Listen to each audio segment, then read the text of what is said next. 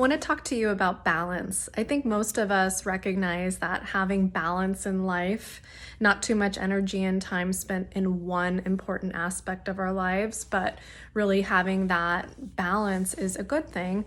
But that is much easier said than done. And I think if you get this down in college, you're setting the tone for the rest of your life to be able to maintain this sense of balance. And so this analogy that my brain kind of came up with that makes sense to me is imagine that all the important things in your life are being balanced on a tray. You know, you're carrying a tray full of cups of the things that matter to you. And maybe that's, time in nature. Maybe that's time with your family. Maybe that's getting schoolwork done.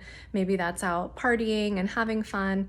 So all of these things are, you're carrying them on a tray.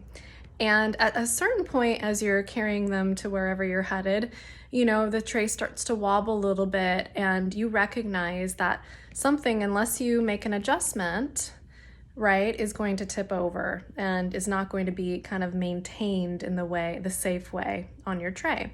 And so you need to kind of lean in order to correct.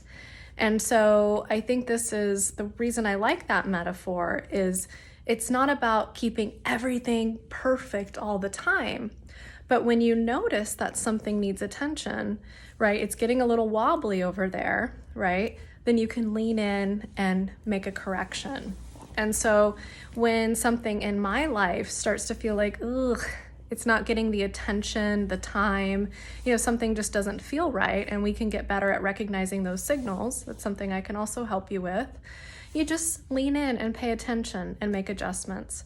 So I love this analogy as a way of, a visual aid for imagining all the things in your life. And it's interesting to think about what's on the tray and what are the signals that it might need some attention.